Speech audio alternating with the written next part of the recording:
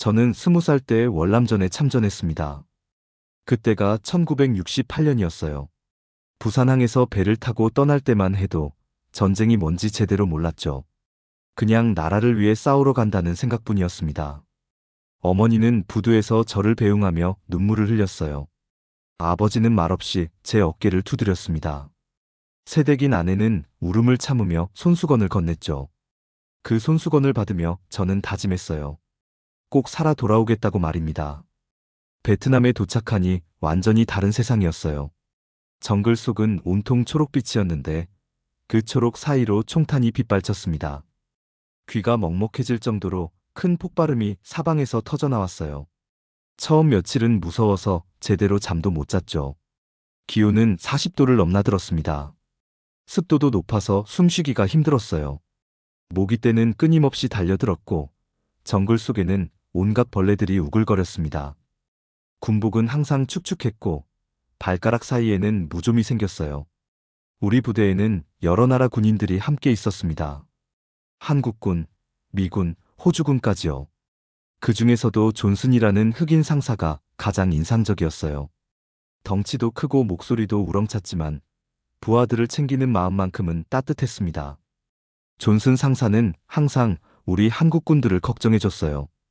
영어를 못하는 저희에게 천천히 말해주고 힘든 일이 있으면 먼저 나서서 도와줬습니다. 김치를 처음 먹어본 그분은 얼굴을 찡그리며 말했죠. 이거 정말 매운데 어떻게 매일 먹니? 하지만 며칠 뒤에는 김치를 달라고 하더군요. 정말 신기했어요. 전쟁터에서는 매일이 생과 사의 갈림길이었어요. 아침에 함께 밥을 먹던 친구가 저녁에는 시체가 되어 돌아오는 일이 비일비재했습니다. 저는 매일 밤 주머니에서 아내 사진을 꺼내봤어요. 결혼한 지 얼마 안 된 새댁이었거든요. 사진 속 아내는 환하게 웃고 있었습니다. 하얀 한복을 입고 수줍게 웃는 모습이 천사 같았어요. 저는 그 사진을 가슴에 품고 매일 다짐했습니다. 꼭 살아서 돌아가겠다. 우리 둘이 함께 행복하게 살겠다. 그런데 어느 날이었어요. 한미연합정찰대가 꾸려졌습니다. 저와 존슨 상사, 그리고 몇 명의 미군들이 함께 정찰을 나갔어요. 임무는 적군의 동향을 파악하는 것이었죠. 새벽 4시에 출발했습니다. 정글은 아직 어둠에 쌓여 있었어요. 발걸음 소리를 최대한 죽이며 조심스럽게 움직였습니다. 존슨 상사가 손짓으로 신호를 보내며 앞장섰어요. 정글 속을 조용히 걸어가는데 갑자기 총소리가 요란하게 터져나왔습니다. 베트콩들이 매복하고 있었던 거예요. 우리는 엄폐물 뒤로 몸을 숨겼지만 총알은 계속 날아왔습니다. 나무 조각들이 사방으로 튀었어요. 흙먼지가 일어나 시야가 가렸습니다. 총소리에 귀가 먹먹해졌죠. 저는 급하게 총을 겨누고 적군을 향해 사격했어요. 그때 옆에 있던 존슨 상사가 비명을 질렀어요. 다리에 총상을 입은 거였습니다. 피가 콸콸 쏟아져 나왔죠. 그 모습을 보니 머리가 하얘졌어요. 존슨 상사님. 존슨 상사는 얼굴이 새하얗게 질린 채 말했습니다. 킴, 나는 됐다. 너희들만 살아나가라. 저는 망설일 시간이 없었어요. 적군의 총격이 계속되고 있었거든요. 존슨 상사를 그냥 둘 수는 없었습니다. 언제나 우리를 챙겨주던 그분을 포기할 수는 없었어요. 저는 존슨 상사를 등에 업었습니다. 생각보다 훨씬 무거웠어요. 덩치가 큰 미국인이었거든요. 하지만 주저할 시간이 없었습니다. 총알이 날아다니는 정글을 뛰기 시작했어요. 숨이 턱까지 차올랐습니다. 등에 업힌 존슨 상사는 점점 무거워졌고 제 다리는 후들후들 떨렸어요. 정글 바닥에 뿌리에 걸려 넘어질 뻔한 적도 여러 번이었습니다. 킴, 나를 내려놔. 너만이라도 살아라. 존슨 상사가 힘없는 목소리로 말했지만 저는 절대 포기할 수 없었어요. 상사님, 조금만 더 힘내세요. 곧 진지 나와요. 1시간을 그렇게 뛰었을까요? 드디어 우리 진지가 보였습니다. 저는 그제야 안도의 한숨을 쉬었어요. 존슨 상사를 의무병에게 넘기고 나서야 털썩 주저앉았습니다. 온몸이 땀범벅이었어요. 군복은 흠뻑 젖어 있었고 다리는 후들후들 떨렸습니다. 하지만 마음은 후련했어요. 존슨 상사를 살렸다는 생각에 가슴이 뿌듯했습니다. 며칠 후 치료를 받고 회복된 존슨 상사가 저를 찾아왔어요. 그가 제 어깨를 툭툭 치며 말했죠. 킴, 넌 믿을 수 있는 놈이야. 네가 날 살려줬다. 그 한마디가 제 가슴에 깊이 박혔습니다. 전쟁터에서 받은 그 인정이 얼마나 소중한지 아시겠어요? 저는 그때 깨달았어요. 사람이 사람을 믿는다는 것이 얼마나 큰 힘인지 말입니다. 하지만 전쟁의 상처는 쉽게 아물지 않았어요. 밤마다 총소리가 귓가에 맴돌았습니다. 친구들이 쓰러지는 모습이 눈에 선했어요. 그래도 저는 버텨냈습니다. 집으로 돌아가야 했거든요. 1년 후, 저는 무사히 한국으로 돌아왔어요. 아내가 부산 부두에서 기다리고 있었습니다. 저를 보자마자 펑펑 울더군요. 저도 모르게 눈물이 났어요. 여보, 정말 돌아왔네요. 아내의 따뜻한 품에 안기니 모든 게 꿈 같았습니다. 하지만 전쟁의 기억은 여전히 제 마음속에 남아 있었어요. 특히 존슨 상사가 해준 그 말은 평생 잊을 수 없었죠. 그 말이 제 인생의 나침반이 될 줄은 그때 몰랐습니다. 이장 낯선 땅, 새로운 시작. 한국에서의 생활은 녹록지 않았습니다. 전쟁 후 경제가 어려웠거든요. 일자리는 없고 물가는 계속 올랐어요. 아내와 저는 더 나은 삶을 꿈꿨습니다. 그래서 결심했죠. 미국으로 가자. 1972년 저희는 모든 것을 정리하고 미국행 비행기에 올랐어요. 가진 건 몇백 달러와 희망뿐이었습니다. 비행기 창밖으로 보이는 태평양이 끝없이 펼쳐져 있었어요. 아내는 제 손을 꽉 잡고 말했습니다. 여보, 우리 잘할 수 있겠죠? 저는 자신 있게 대답했어요. 물론이야. 우리가 못할 게 뭐 있겠어? 뉴욕에 도착했을 때의 그 설렘을 잊을 수 없어요. 공항은 엄청나게 컸고 사람들은 바쁘게 오가고 있었습니다. 모든 게 새롭고 신기했어요. 자유의 여신상이 보이는 순간 저는 가슴이 벅차올랐습니다. 이제 우리도 아메리칸 드림을 이룰 수 있어. 하지만 현실은 정말 차가웠습니다. 영어도 제대로 못하는 저희에게 일자리를 구하는 건 하늘의 별 따기였어요. 며칠 동안 이곳저곳을 돌아다녔지만 모든 곳에서 거절당했습니다. 첫 번째 면접을 보러 간 곳은 공장이었어요. 면접관이 빠르게 영어로 질문했는데 저는 알아들을 수가 없었습니다. 더듬더듬 대답했지만 면접관은 고개를 저었어요. 영어 못하면 일 못해. 그 말을 듣고 나오는 길에 아내가 말했습니다. 여보, 우리 영어 공부해야겠어요. 저는 고개를 끄덕였지만 마음이 무거웠어요. 배우기에는 너무 늦은 나이 같았거든요.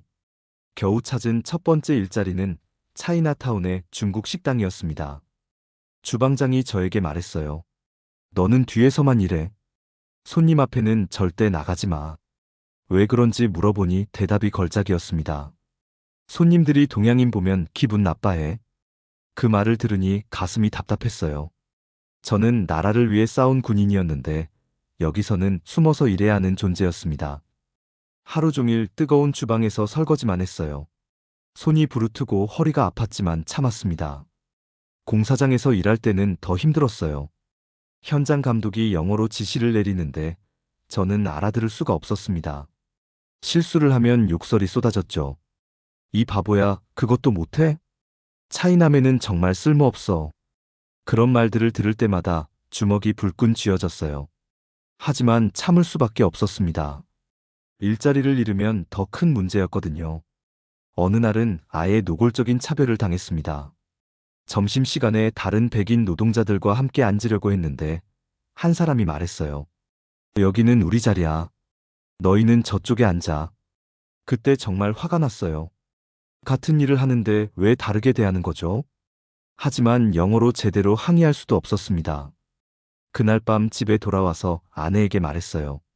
여보, 나 정말 힘들어. 아내는 제 손을 잡고 말했습니다. 여보, 조금만 더 참아요.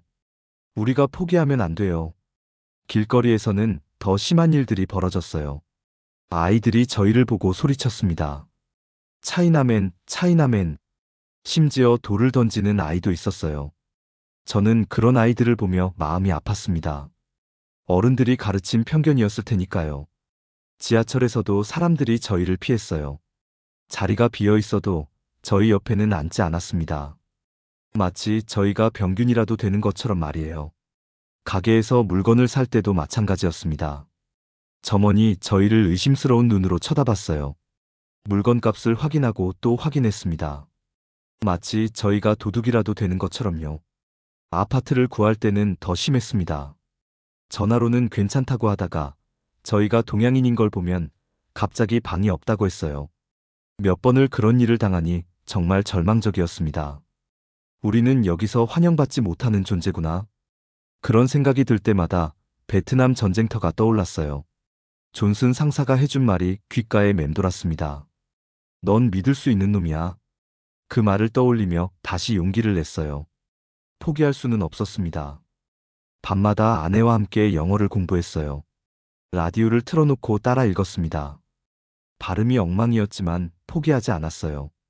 아내는 옆에서 격려해줬습니다.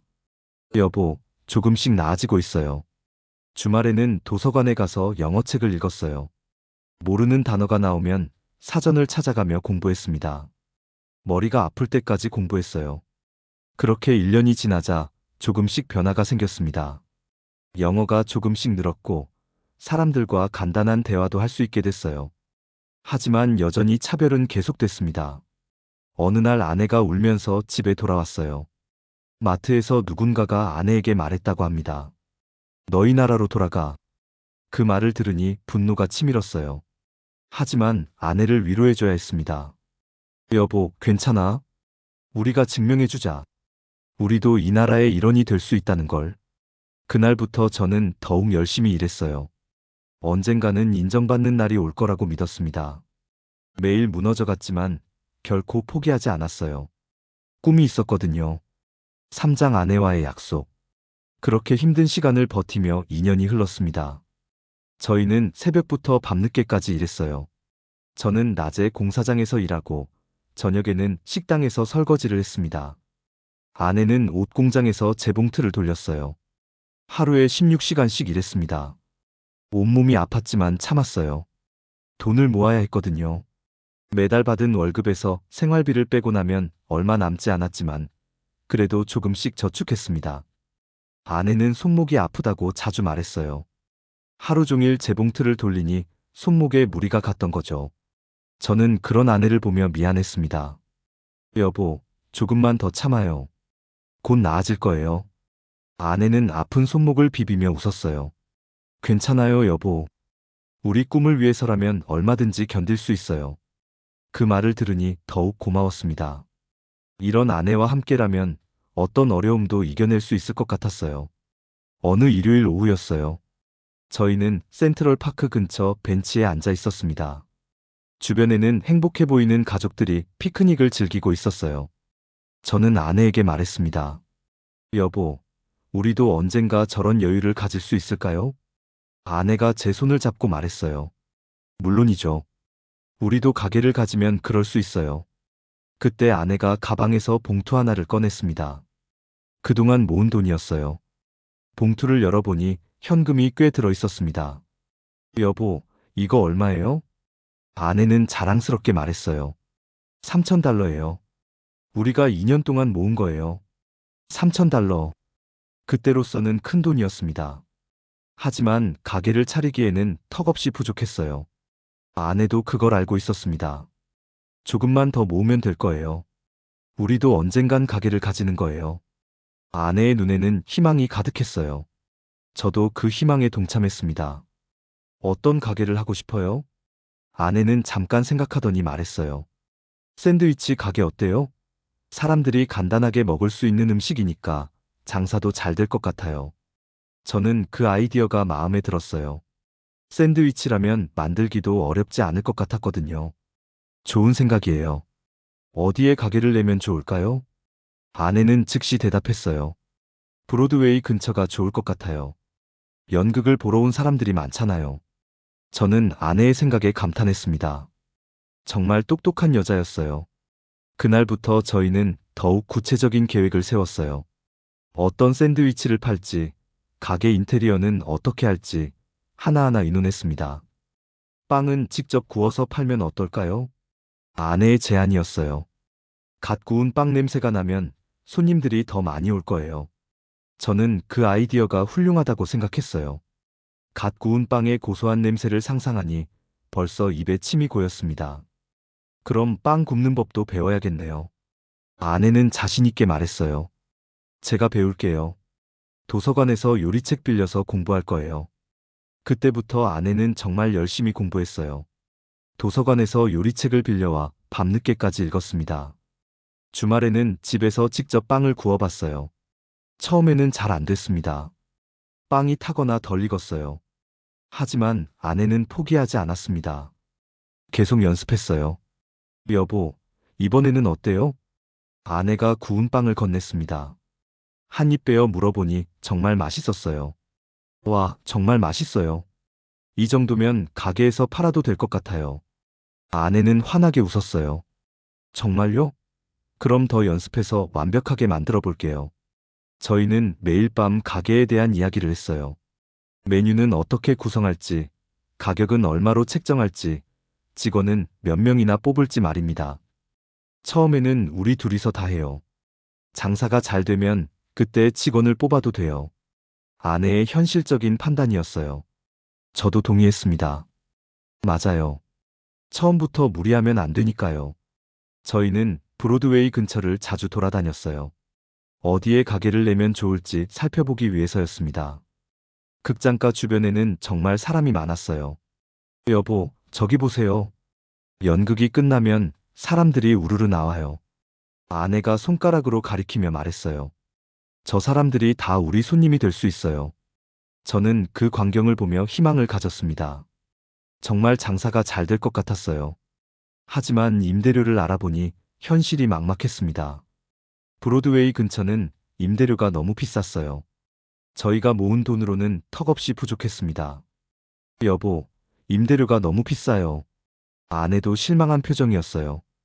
그럼 조금 더 모을까요? 저는 고개를 끄덕였습니다. 할 수 없었어요. 좀 더 열심히 일해서 빨리 모아봅시다. 그날부터 저희는 더욱 절약했어요. 외식은 절대 하지 않았고, 옷도 꼭 필요한 것만 샀습니다. 전기세를 아끼려고 일찍 잠자리에 들었어요. 허리가 굽은 아내가 땀에 젖은 손으로 봉투를 내밀며 말했습니다. 여보, 조금만 더 힘내요. 우리도 언젠간 가게를 가지는 거예요.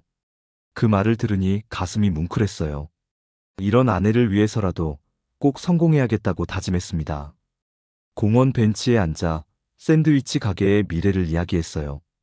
빵 굽는 냄새와 환하게 웃는 손님들.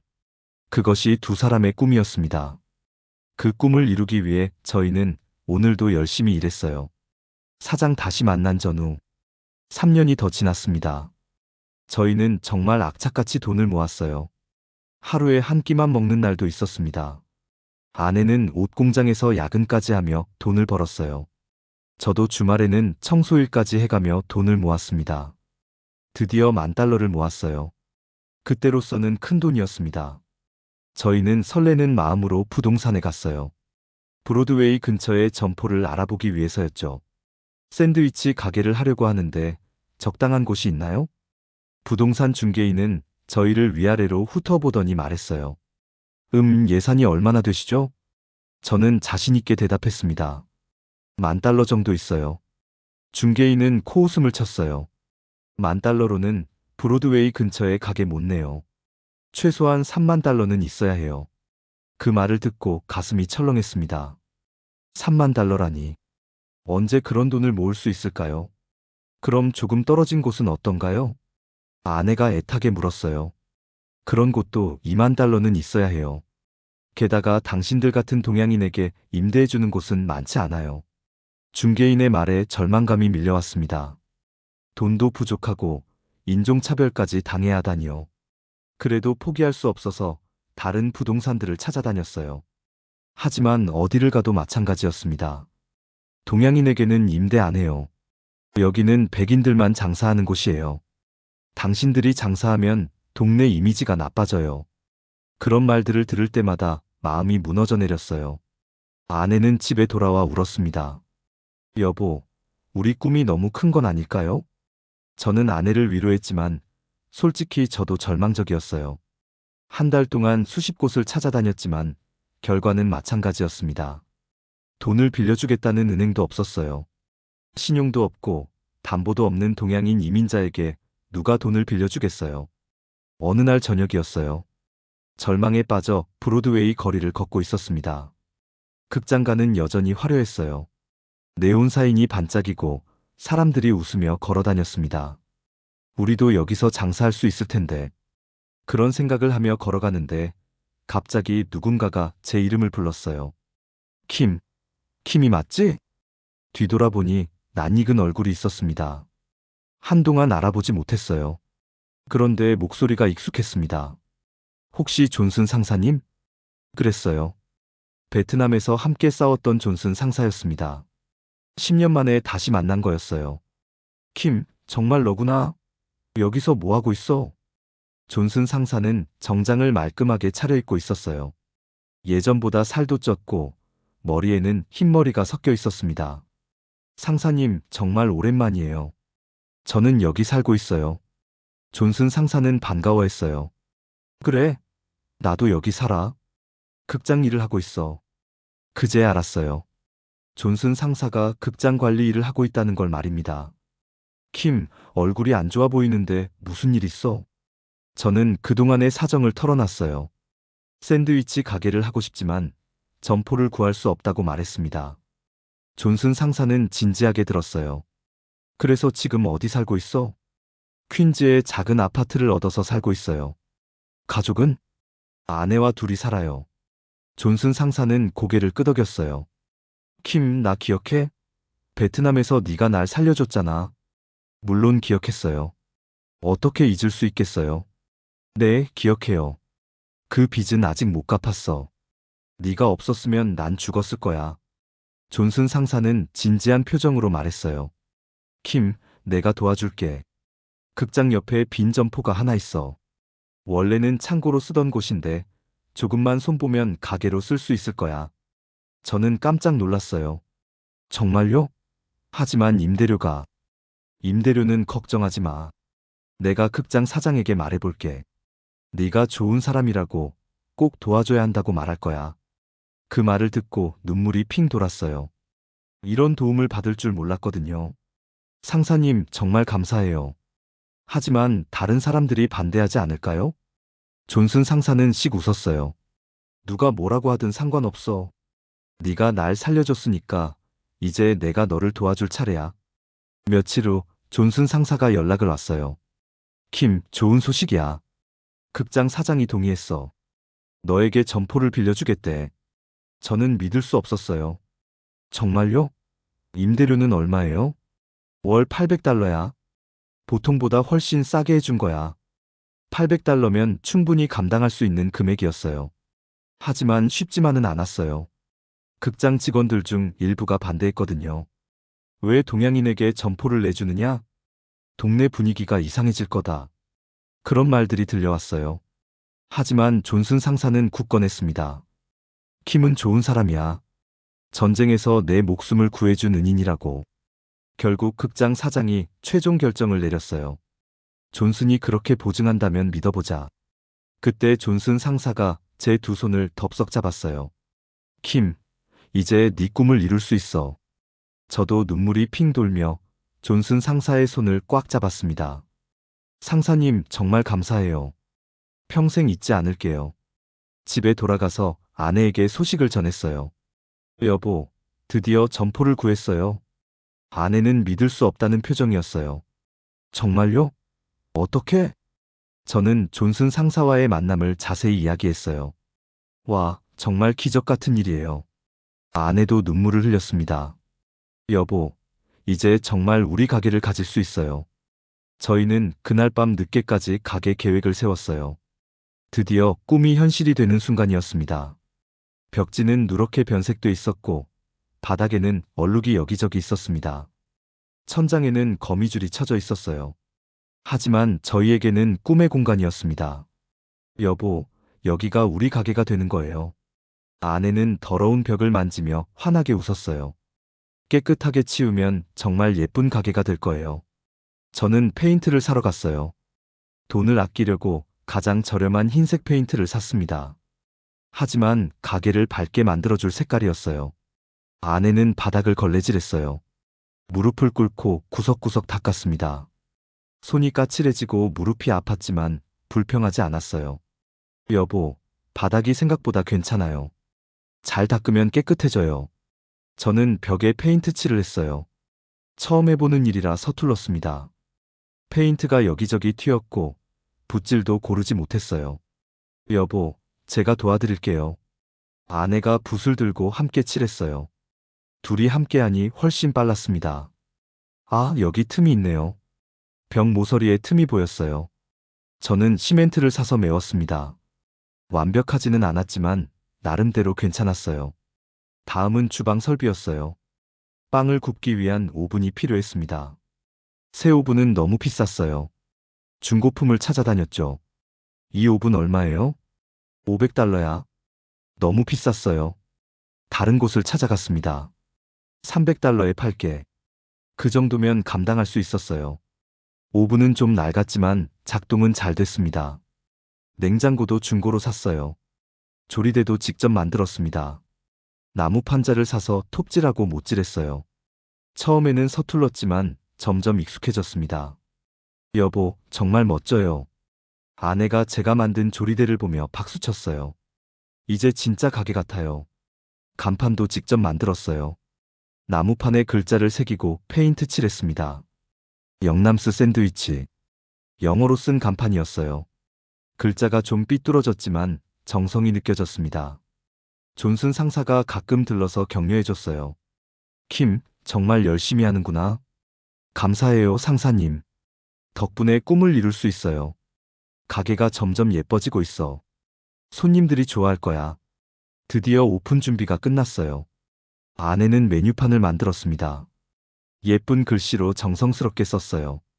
햄 샌드위치 $3, 치킨 샌드위치 $3 50센트. 가격도 합리적으로 책정했어요.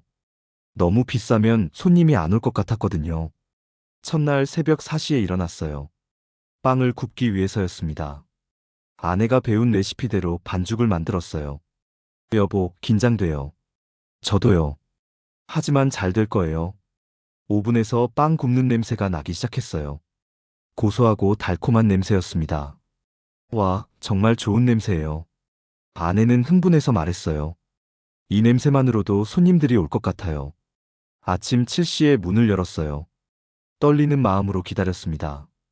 하지만 첫날에는 손님이 한 명도 안 왔어요. 오전 내내 기다렸지만 아무도 들어오지 않았습니다. 점심시간에도 마찬가지였어요. 여보, 왜 아무도 안 오는 걸까요? 아내가 걱정스러운 표정으로 말했어요. 아직 모르는 사람이 많아서 그래요. 곧 알려질 거예요. 저는 아내를 위로했지만 솔직히 불안했어요. 저녁 7시까지 손님은 한 명도 오지 않았어요. 갓 구운 빵들은 식어버렸습니다. 첫날이니까 그런 거예요. 내일은 더 나을 거예요. 그날 밤 집에 돌아와서 아내가 말했어요. 여보, 우리 괜찮을까요? 눈시울이 붉어진 채로 물었어요. 걱정하지 마요. 시간이 좀 걸릴 뿐이에요. 저는 아내를 안아주며 말했어요. 우리가 만든 빵이 얼마나 맛있는데요. 사람들이 알게 되면 분명 올 거예요. 둘째 날도 마찬가지였어요. 몇 명이 지나가며 구경은 했지만 들어오지는 않았습니다. 셋째 날 오후에 드디어 첫 손님이 왔어요. 극장에서 일하는 청소부 아저씨였습니다. 뭐 파는 거야? 샌드위치요. 갓 구운 빵으로 만들어요. 하나 줘봐. 첫 판매였어요. $3를 받을 때 손이 떨렸습니다. 그 아저씨가 한 입 베어 물더니 말했어요. 괜찮네. 빵이 부드러워. 그 말을 듣고 가슴이 뛰었어요. 감사해요. 또 오세요. 일주일 후부터 조금씩 손님이 늘기 시작했어요. 극장 직원들이 하나둘 찾아왔습니다. 여기 샌드위치 맛있다던데? 네, 한번 드셔보세요. 한 달이 지나자 단골 손님들이 생겼어요. 매일 오는 사람들도 있었습니다. 영남, 오늘도 똑같은 거죠. 이름까지 불러주니 정말 기뻤어요. 어느 날 밤 공연이 끝난 배우들이 단체로 왔어요. 오늘 공연이 잘 돼서 축하하려고 왔어요. 축하드려요. 뭘로 드릴까요?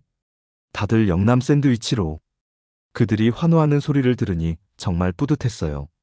그때부터 배우들 사이에 입소문이 퍼졌어요. 공연 전후에 찾아오는 배우들이 늘었습니다. 영남, 오늘 공연 잘 되게 축복해줘. 물론이죠. 꼭 성공하세요. 저희는 새해와 크리스마스를 제외한 363일을 열었어요. 비가 와도 눈이 와도 문을 열었습니다. 매일 새벽 4시에 일어나 빵을 굽고 밤 10시에 문을 닫았어요. 힘들었지만 행복했습니다. 여보, 우리 정말 해냈어요. 1년 후 아내가 말했어요. 네, 정말 해냈어요. 저희의 땀과 성실함이 빵 속에 스며들어 있었어요. 가게를 연 지 2년이 지났어요. 단골 손님들도 늘었고 매출도 안정됐습니다. 하지만 여전히 무시하는 사람들이 있었어요.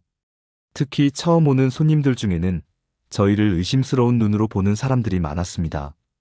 어느 날 정장을 입은 중년 남자가 들어왔어요. 가게를 둘러보더니 코를 찡그렸습니다. 여기서 뭐 하는 거야? 무례한 말투였어요. 샌드위치 가게입니다. 뭘로 드릴까요? 동양인이 만든 음식을 누가 먹어? 그 말을 듣고 가슴이 아팠어요. 하지만 참았습니다. 한번 드셔보세요. 맛있어요. 됐어, 더러워. 그 남자는 뱉듯이 말하고 나가버렸어요. 아내가 부엌에서 나와 말했습니다. 여보, 괜찮아요? 괜찮아요. 그런 사람도 있는 거죠. 하지만 속으로는 많이 상처받았어요. 며칠 후 그 남자가 또 왔어요. 이번에는 동료와 함께였습니다. 여기가 그 중국인 가게야. 정말 더러워 보이네. 저는 참고 또 참았어요. 화를 내면 더 큰 문제가 될 것 같았거든요. 그런데 놀라운 일이 벌어졌어요. 그 남자가 일주일 후에 혼자 왔습니다. 이번에는 표정이 달랐어요. 저기, 샌드위치 하나 줘봐. 주저하는 목소리였어요. 네, 뭘로 드릴까요? 아무거나. 저는 가장 인기 있는 햄 샌드위치를 만들어줬어요. 갓 구운 빵에 신선한 야채와 햄을 넣었습니다. 그 남자가 한 입 베어 물더니 깜짝 놀란 표정을 지었어요. 이게 뭐야? 햄 샌드위치입니다. 아니, 맛이 어떻게 이래? 그 남자는 샌드위치를 다시 한 입 베어 물었어요. 정말 맛있네. 어떻게 만든 거야? 비밀 레시피가 있어요. 사실 특별한 건 없었어요. 그냥 정성스럽게 만든 것뿐이었습니다. 그 남자는 샌드위치를 다 먹고 나서 말했어요. 야, 이거 진짜 맛있다. 우리 엄마 손맛 같아. 그 말을 듣고 깜짝 놀랐어요. 어머니 손맛이라니요. 정말요? 응, 어릴 때 엄마가 해준 샌드위치 맛이야. 그날 이후 그 남자는 단골이 됐어요. 일주일에 3번은 왔습니다. 영남, 오늘도 똑같은 거죠. 이제는 제 이름도 불러줬어요. 존이요. 잠깐만 기다리세요. 그 남자 이름은 존이었어요. 보험회사에서 일한다고 했습니다. 존이 동료들에게 저희 가게를 소개했어요. 여기 샌드위치 정말 맛있어. 한번 먹어봐. 처음에는 의심하던 동료들도 먹어보고는 놀랐어요. 정말 맛있네. 여기서 빵도 직접 굽나? 네, 매일 새벽에 구워요. 그래서 이렇게 부드럽구나. 입소문이 퍼지기 시작했어요. 점심시간이면 줄이 생겼습니다. 어느 날 유명한 브로드웨이 배우가 왔어요. 뮤지컬 주인공을 맡고 있는 배우였습니다. 여기가 소문난 샌드위치 가게네요. 감사해요. 뭘로 드릴까요? 추천해주세요. 저는 치킨 샌드위치를 만들어줬어요. 특제 소스도 발라서 말입니다. 그 배우가 한 입 먹어보더니 눈이 커졌어요. 와, 정말 환상적이에요. 그 배우는 샌드위치를 다 먹고 나서 말했어요. 제가 TV 인터뷰 때 여기 얘기해도 될까요? 물론이에요. 감사해요. 일주일 후 그 배우가 TV에 나와서 말했어요. 제가 공연 전에 꼭 먹는 음식이 있어요. 브로드웨이에 있는 영남 샌드위치예요. 정말 최고예요.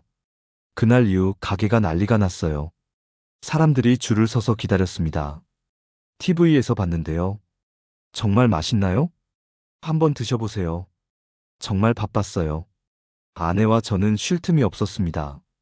하지만 기분은 좋았어요. 인정받는 기분이었거든요. 어느 날 아침 일찍 가게에 갔는데 문에 낙서가 있었어요. 중국인은 꺼져라. 마음이 아팠어요. 아직도 이런 사람들이 있다니요. 낙서를 지우려고 하는데 옆 가게 아저씨가 나왔어요. 영남, 이게 뭐야? 아, 누군가 장난친 것 같아요. 이건 장난이 아니야. 인종차별이지. 그 아저씨는 화가 났어요. 이런 건 용납할 수 없어. 내가 신고할게. 괜찮아요. 그냥 지우면 돼요. 아니야, 이건 범죄야. 점심시간에 단골 손님들이 낙서를 봤어요. 이게 뭐야? 누가 이런 짓을 했어? 영남, 이건 당신이 받을 대우가 아니야. 손님들이 직접 낙서를 지워줬어요. 우리가 지워줄게. 이런 바보들 때문에 기분 나빠하지 마. 그 모습을 보니 눈물이 났어요. 정말 고마웠거든요. 존도 화가 났어요. 누가 이런 짓을 했는지 찾아서 혼내줘야 해. 괜찮아요, 존. 이미 지워졌어요. 괜찮지 않아? 넌 우리 이웃이야. 그때 처음으로 느꼈어요. 이 땅에서 존중받는다는 걸 말입니다. 며칠 후 이웃 가게 사장들이 모여서 말했어요. 영남, 우리가 당신을 지킬 거야. 무슨 일이 있으면 언제든 말해. 당신은 우리 브로드웨이의 가족이야. 정말 감동적이었어요. 차별을 당했지만 더 많은 사람들이 저희를 받아줬습니다. 가게 앞에는 단골 손님들이 만든 현수막이 걸렸어요. 영남스 샌드위치를 사랑합니다. 그 현수막을 보며 아내가 말했어요. 여보, 우리 정말 인정받았어요. 네, 정말 기뻐요. 그날 밤 존이 동료들과 함께 왔어요. 영남, 오늘은 우리가 축하해주러 왔어. 뭘 축하해요? 너희가 우리 동네의 자랑이 된 걸 축하해. 그들은 케이크까지 가져왔어요. 고마워요, 정말 고마워요. 저는 눈물을 흘리며 말했어요. 처음에는 차별을 당했지만 성실함으로 존경을 얻었습니다. 이제 저희는 브로드웨이의 일원이 됐어요. 7장 마지막 영업일. 세월이 참 빨리 흘렀어요.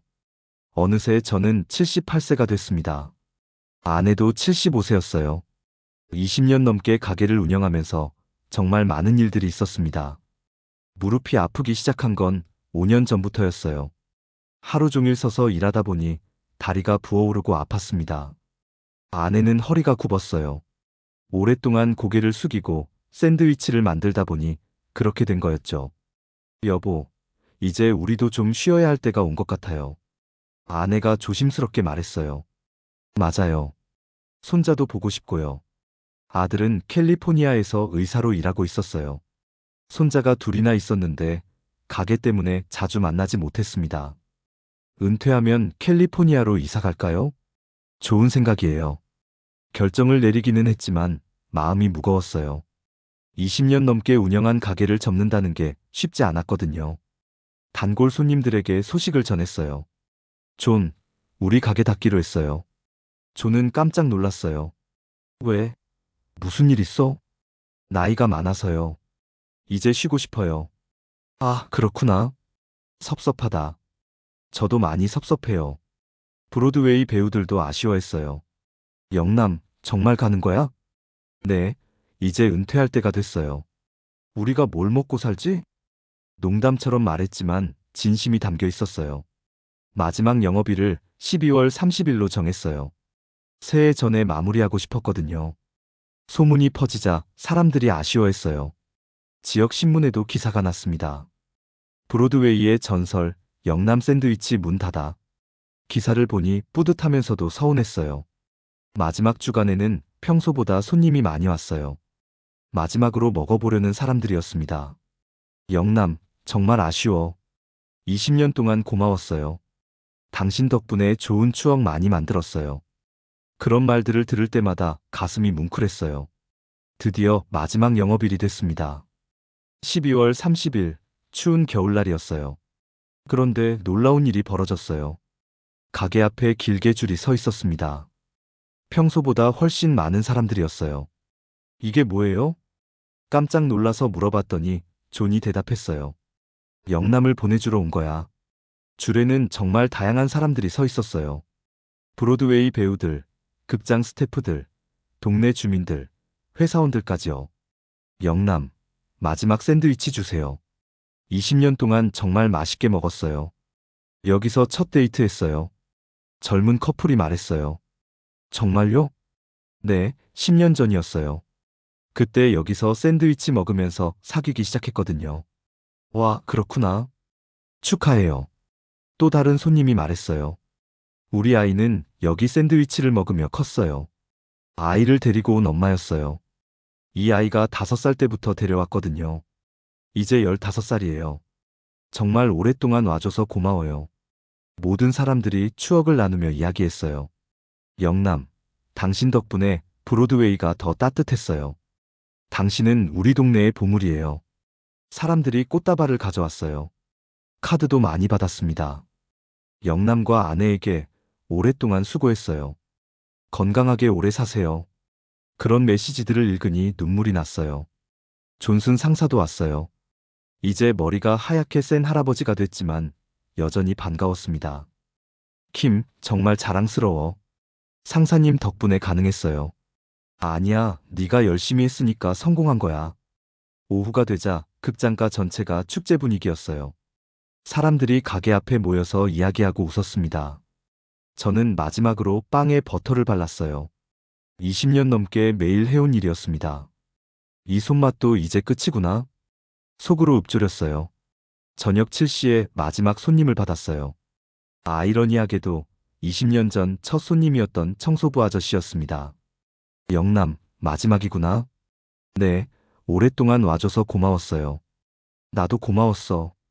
덕분에 맛있는 샌드위치 많이 먹었어. 마지막 샌드위치를 건넸어요. 특별히 정성을 들여 만들었습니다. 잘 먹을게.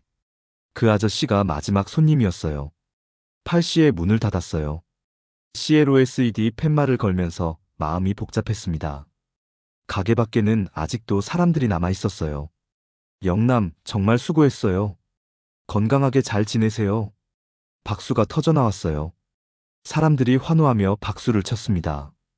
그때 누군가 현수막을 걸었어요. YOUNGNAMS 샌드위치 마이너스 생크 U4 22즈.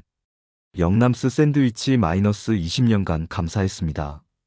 그 현수막을 보니 정말 눈물이 났어요. 팔짱 자랑스러운 인생. 불 꺼진 가게 안에서 아내와 나란히 앉았어요. 의자에 앉아 손을 꼭 잡았습니다. 여보, 우리 해냈어요. 아내가 눈물을 흘리며 말했어요. 네, 정말 해냈어요. 20년의 세월이 주마등처럼 지나갔어요. 처음 가게를 열었을 때의 떨림, 첫 손님을 받았을 때의 기쁨, 힘들었던 순간들, 그리고 사람들의 인정을 받았을 때의 감동까지요. 여보, 후회 없어요? 전혀요. 오히려 자랑스러워요. 정말 자랑스러웠어요. 빈손으로 이민 와서 이런 일을 해냈다는 게 믿어지지 않았거든요. 그때 문을 두드리는 소리가 들렸어요. 누구일까 했는데 아들이었습니다. 아버지, 어머니. 캘리포니아에서 비행기를 타고 온 거였어요. 아들아, 어떻게 왔어? 아버지 마지막 날인데 어떻게 안 올 수 있어요? 아들은 의사가 된 후 바빠서 자주 못 봤어요. 하지만 이런 중요한 날에는 꼭 와줬습니다. 아버지, 당신은 진짜 자랑스러운 한국인입니다. 아들이 진심으로 말했어요. 무슨 소리야? 그냥 샌드위치나 만든 건데. 아니에요. 아버지는 한국인의 위상을 높였어요. 그런가? 네, 정말요. 처음에 차별받을 때도 굴복하지 않고 끝까지 성실하게 해내셨잖아요. 아들의 말을 듣고 가슴이 뭉클했어요. 아버지 덕분에 저도 자랑스럽게 살고 있어요. 고마워, 아들아. 밖에서는 아직도 사람들이 모여 있었어요. 창문으로 보니 손님들이 촛불을 켜고 있었습니다. 뭐 하는 거지? 나가서 보니 작은 추도식 같은 걸 하고 있었어요. 가게가 문을 닫는 걸 기리는 거였습니다. 영남 나와요. 사람들이 저희를 불렀어요. 나가보니 정말 많은 사람들이 모여 있었어요. 100명은 넘어 보였습니다. 존이 마이크를 들고 말했어요. 영남과 아내분, 20년 동안 정말 수고하셨습니다. 박수가 쏟아졌어요. 당신들은 우리에게 단순히 샌드위치만 판 게 아니에요. 따뜻함과 성실함을 보여줬어요. 또 다른 사람이 말했어요. 처음에는 동양인이라고 차별했던 사람들도 있었어요. 하지만 당신들의 성실함이 모든 걸 바꿨어요. 브로드웨이 배우가 마이크를 잡았어요. 영남스 샌드위치는 단순한 가게가 아니었어요. 꿈이 이뤄지는 곳이었어요. 그 배우는 유명해진 후에도 계속 와준 사람이었어요. 당신들 덕분에 많은 배우들이 힘을 얻었어요. 공연 전에 먹는 영남 샌드위치가 우리에게는 행운의 부적이었거든요. 사람들이 웃으며 박수쳤어요. 마지막으로 동네 목사님이 말했어요. 영남 부부는 우리에게 보여줬습니다. 성실함과 인내가 얼마나 큰 힘인지를요. 차별과 편견을 이겨내고 사랑받는 이웃이 된 모습은 우리 모두에게 교훈이었습니다. 그 말을 듣고 정말 울컥했어요. 사람들이 합창을 시작했어요. 포 Hes 잘리 구드펠로. 정말 훌륭한 사람이라는 노래였어요. 모든 사람들이 함께 불렀습니다. 그 순간 정말 행복했어요. 노래가 끝나고 사람들이 하나씩 인사하러 왔어요. 영남, 건강하게 지내요. 캘리포니아에서도 연락할게요. 당신들을 절대 잊지 않을 거예요. 마지막에 존슨 상사가 왔어요. 킴, 정말 자랑스럽다. 상사님 덕분이에요. 아니야, 내 덕분이야.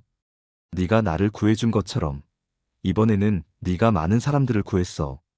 무슨 말씀이세요? 네가 사람들에게 희망을 줬어. 이민자도 성공할 수 있다는 걸 보여줬잖아. 그 말이 가슴에 와닿았어요. 늦은 밤이 되어서야 사람들이 흩어졌어요. 브로드웨이 거리 한쪽에는 현수막이 펄럭이고 있었습니다. YOUNGNAMS 샌드위치 생크유. 그 현수막을 보며 생각했어요. 빈손으로 건너온 이민자에서 존경받는 가게 주인으로. 베트남 전쟁의 상처를 안고 왔지만 그 상처를 딛고 새로운 꿈을 이뤘습니다. 처음에는 차별받고 무시당했지만 성실함으로 사람들의 마음을 얻었어요. 이제는 브로드웨이의 전설이 됐습니다. 아내와 함께 집으로 돌아가면서 말했어요. 여보, 우리 인생 후회 없어요.